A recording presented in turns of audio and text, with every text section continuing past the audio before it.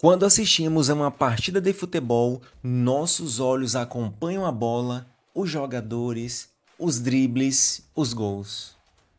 Mas existe um protagonista silencioso que sustenta cada passe, cada corrida, cada carrinho: o gramado.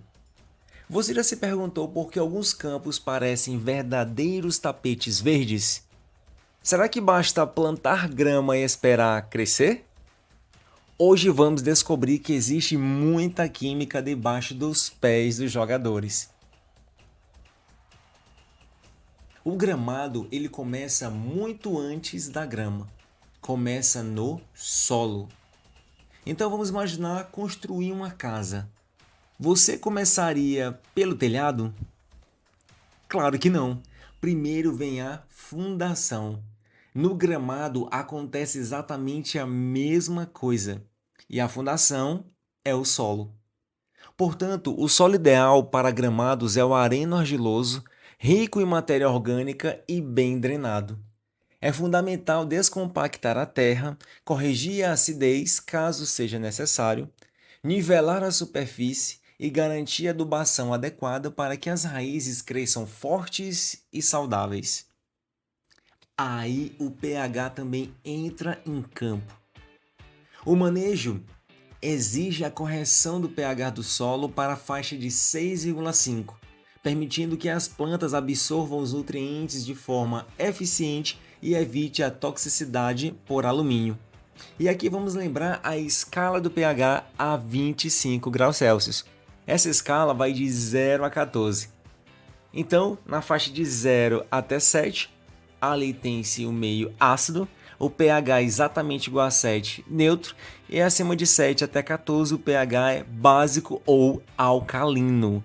Portanto, o pH do solo para o gramado é levemente ácido, 6,5. Em solos com pH abaixo de 5,5, a química do solo ela bloqueia a absorção de nutrientes, como por exemplo o fósforo, e libera elementos tóxicos como alumínio e manganês, que inibem o crescimento das raízes. Vamos aqui fazer uma analogia. É como se o pH ele funcionasse como a fechadura e os nutrientes são as chaves. Se a fechadura não estiver funcionando, a planta não consegue aproveitar os nutrientes. Vamos agora conhecer o cardápio da grama. Aqui entra a nutrição mineral. A química do gramado envolve o equilíbrio de macro e micronutrientes, sendo os principais o nitrogênio, o fósforo e o potássio, que formam o famoso NPK. O nitrogênio é responsável pela taxa de crescimento e pela coloração verde intensa da folha. O potássio, ele fortalece a resistência da planta às doenças, pisoteio e variações de temperatura. E o fósforo é crucial para o desenvolvimento das raízes e para o pegamento inicial da grama no solo. E se você tem algum jardim e precisa fazer manutenção, fique atento porque os fertilizantes com formulações balanceadas como o NPK 2005-20 podem ser e são amplamente utilizados. Agora eu vou te fazer uma pergunta. Você conseguiria jogar uma partida inteira sem se alimentar adequadamente? Provavelmente não. E a grama também precisa de nutrientes para desempenhar o seu papel. Por isso que precisa de uma alimentação, ou seja, de macro e micronutrientes de forma adequada. Outro fator importantíssimo para o crescimento saudável da grama é a fotossíntese. E a fotossíntese é o motor químico que transforma luz solar, água e gás carbônico em glicose, que é a energia, para o crescimento da grama. Sem luz solar suficiente, a planta não produz energia interna e começa a degradar. Outro fator interessantíssimo e muito importante é a irrigação e drenagem. A irrigação e a drenagem são a base física para a química do solo funcionar, pois controlam o oxigênio e a água nas raízes. O excesso de água ele sufoca as raízes e causa doenças, enquanto a falta de água impede a absorção de nutrientes pela grama. Portanto, o equilíbrio entre irrigação e drenagem é fundamental. Vale lembrar que existem atualmente os gramados sustentáveis, que envolvem o reaproveitamento de água, a fertilização racional, o monitoramento do solo e o manejo sustentável. Em estádios de futebol modernos, a química e a física caminham juntas com a tecnologia de gramados híbridos. Nesses locais, a costura de fibras sintéticas no solo entrelaça-se com as raízes da grama natural para aumentar a tração e a resistência.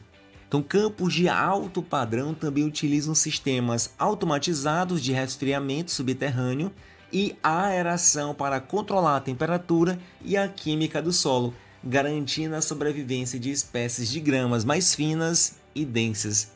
Olha só a importância da física e da química e tecnologia no gramado, que faz parte também do futebol. Agora imagine que você vai correr em um gramado seco.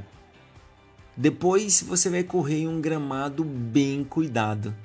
E eu te pergunto, qual deles oferece mais conforto e segurança? Então fica essa reflexão. Vamos partir agora para a curiosidade descomplicada. Você sabia que em muitos estádios modernos, sensores instalados no solo monitoram continuamente umidade, temperatura e outras condições do gramado? Essas informações ajudam as equipes de manutenção a tomar decisões mais precisas, mantendo o campo em excelentes condições ao longo da temporada. Essa curiosidade mostra como a química, agronomia e tecnologia caminham juntas. Agora, quando você assistir a uma partida, talvez olhe para o gramado de uma maneira diferente. Aquele verde intenso não é apenas bonito. É o resultado de meses de planejamento, de ciência, de tecnologia e, principalmente, de muita química. Logo antes de a bola rolar, a química já preparou o espetáculo. E antes de terminar este episódio, eu quero fazer uma conexão com quem está estudando química. Você percebeu quantos conteúdos do ensino médio apareceram neste episódio? Falamos sobre o pH, falamos sobre os nutrientes, minerais, a fotossíntese, o solo, a água. Tudo isso aparece nos livros. Mas hoje você viu esses conceitos funcionando dentro de um estádio de futebol. Olha aí. É exatamente isso que buscamos no Química Descomplicada. Mostrar que a ciência não mora apenas no laboratório ou se restringe ao que está escrito nos livros didáticos. Ela está presente no esporte, na natureza, na cozinha, na sua casa e em praticamente tudo o que fazemos. Na próxima vez que você estudar pH, lembre-se do gramado da Copa. Tenho certeza de que nunca mais verá esse conteúdo da mesma maneira. Um forte abraço e até o nosso próximo episódio.